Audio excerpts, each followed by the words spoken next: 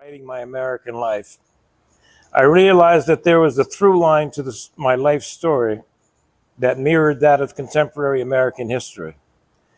That's why I subtitled the memoir From the Uprisings to Civil War.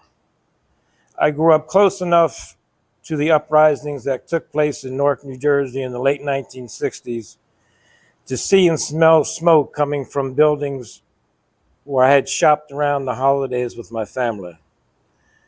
Other cities where the mainstream media reported pejoratively that there were race riots without ever explaining why a race would riot or how a race would riot. These places included Detroit, Watts, Chicago, Atlanta, Birmingham, Los Angeles, Chicago, and New York. The smoke was real, everything else not so much. I'm talking about what I was watching and reading in the mainstream media. At this time, there were few, if any, that I knew of as being only a teenager, where you could get alternative takes on the news. I knew that what I was seeing wasn't true, but I didn't understand why or what was. Witnessing the uprisings and feeling more confused than being satisfied by what I was seeing and hearing is what pushed me to become a writer. I wrote my first novel called Area when I was in my early 20s.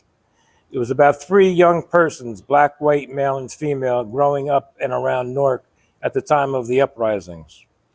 I wasn't writing a story to make a sociological or political treatise. Instead, I wanted to look at how the same events were experienced and perceived differently by people in the same place and time, and report on our emotional responses to watching the city around you burn down while National Guard troops patrolled the area in armored vehicles and looked down at us as though we were the ones who didn't belong here.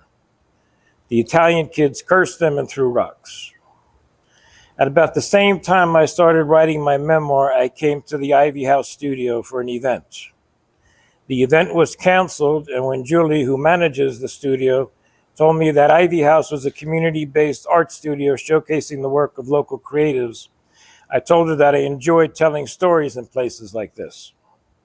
During the last couple of years, I've been reading and performing stories about what it was like spending 18 months in the New York City homeless shelter system.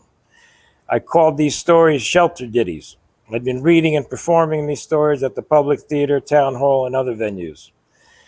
They included stories with titles such as COVID in Brooklyn, No Shit, and one of my favorites that I wrote while sheltering in the Bronx, How Caucasian Became My Preferred Pronoun.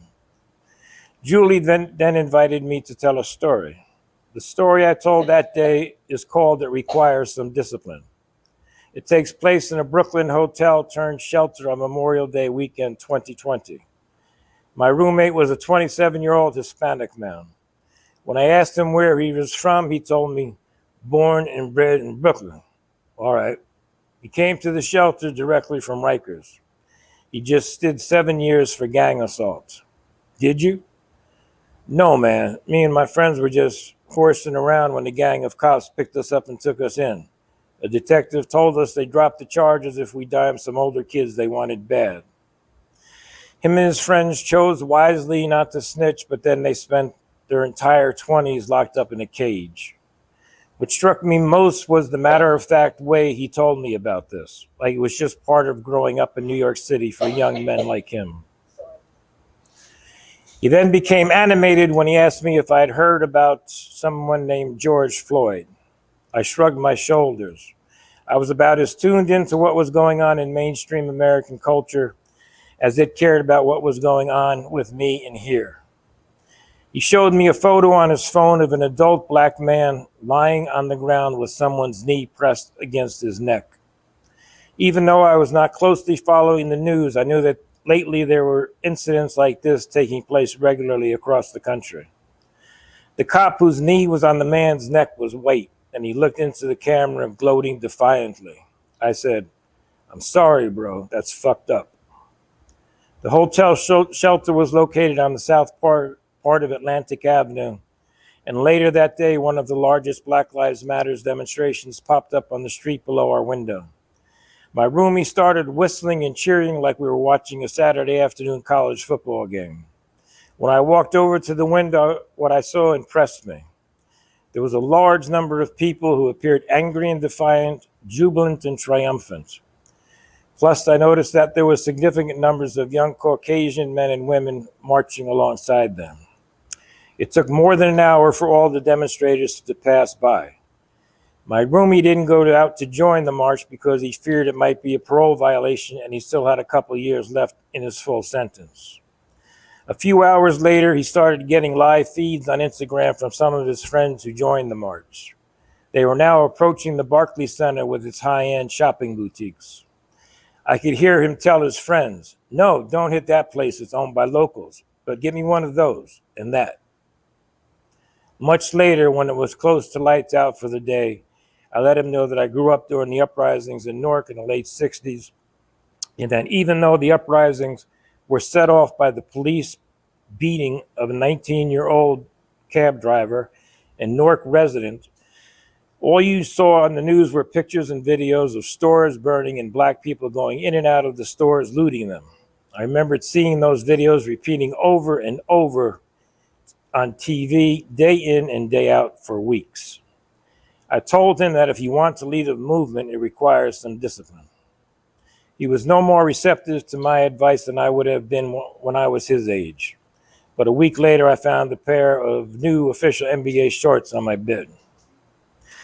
When asked, I tell people that I believe we are now on the verge of another civil war in America because we didn't address the reasons for the first Civil War or understand why Black Americans rose up in rebellion during the uprisings in the 60s.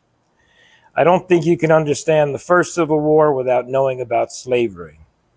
Both of my parents were first-generation Americans, so there was no one from my family who was around then to pass down the knowledge. Like most Americans, I studied history in high school and college, so I knew the dates and places of the Civil War, but not why it took place.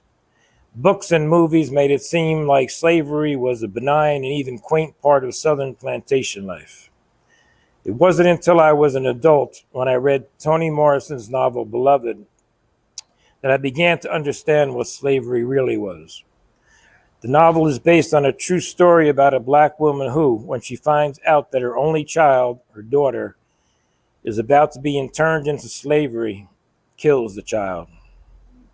All of us who have experienced mother love know how strong that bond is and probably can't comprehend how any mother in her right mind would kill her daughter, yet it happened. Why?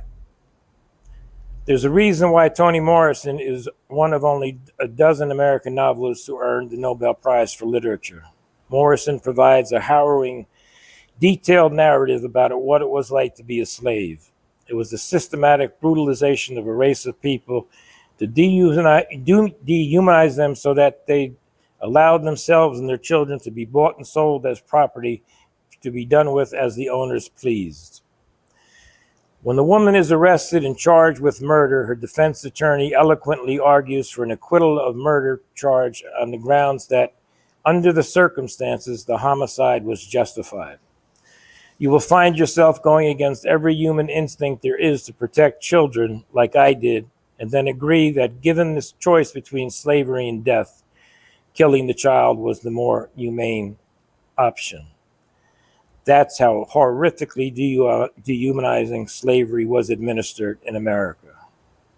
Slavery has been a dark part of the human story throughout history. When a nation state conquered another, it was standard operating procedure that the vanquished country to provide slaves to the conquered.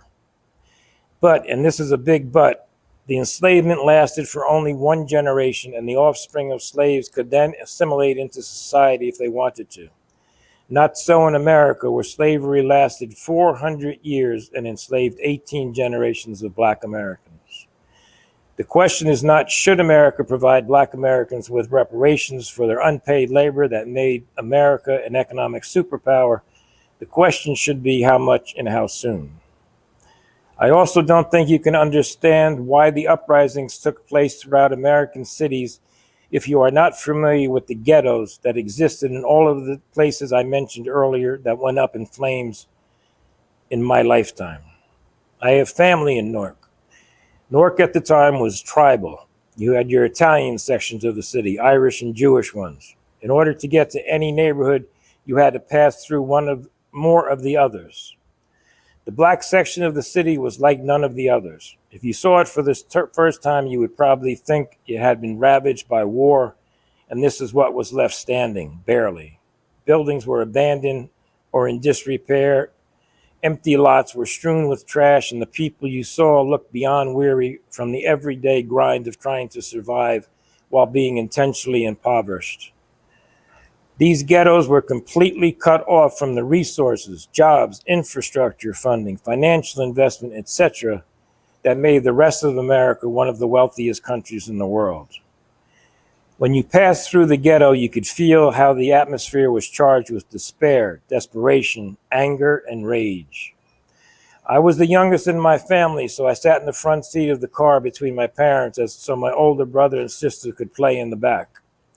Whenever we came up on the ghetto, I would find myself becoming anxious and short of breath. Then I'd bury my head in my mother's coat until we passed through. I would not have the words to express what I was feeling at that time until years later when I heard people chanting, "I can't breathe." If I felt that way just passing through the neighborhood, I could only imagine how the people living there felt. So I was not surprised when the uprisings fired up the city. If anything, I wondered why it took so long. Not that long ago, many of us were feeling that America was finally moving past its history and practice of white supremacy and racism.